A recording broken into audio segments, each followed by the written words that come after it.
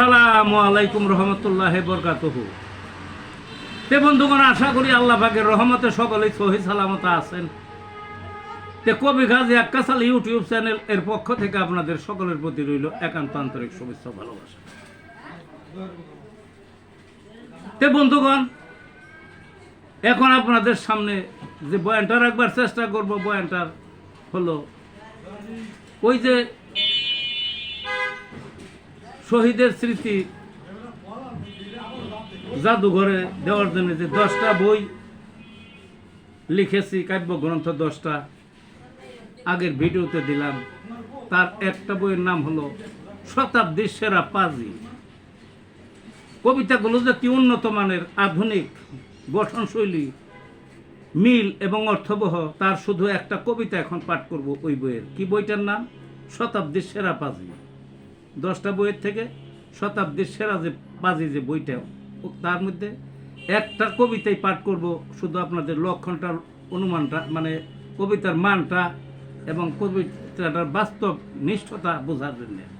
তবে আসা যাক কবিতাটার নাম কি? কবিতাটার নাম হলো বেগম লক্ষণ সেন। কবিতাটার নাম কি? বেগম লক্ষণ সেন। আসা যাক কবিতায়। ওই যে দেখো বক্তিয়ার ছুটছে তীরের বেগে, মূল বাহিনীর খবর নাই, পড়ছে বহু পিছে, সাথে সৈনিক 17 জন, ঘটক সওয়ার বেশে, অতর্কিত আক্রমণ লক্ষণ সেনের গেটে। মধ্যাহ্নভোজ লক্ষণ সেনের 82 পথ পাতে, পেছন দিয়ে এমন দৌড় গরম ভাত ফেলে, ভাগ্যক্রমে রক্ষা পেল আর ধরা পড়ার আগে। গণভবনে একই দশা 5ই আগস্ট দিনে, লাখো টাকার গরম খানা দিবে রানী মুখে, অতর্কিত আক্রমণ সেই ভবনের গেটে। হে আসছে ছাত্র সমাজ আর বক্তিয়ারের তেজে, উপায় নাই বাসার রানীর পাতের ভাত ছুঁয়ে। দৌড়ে গিয়ে হেলিকপ্টার পালায় দিল্লির পথে, এজন্য এক লক্ষণ সেন একই সুতায় গেথে।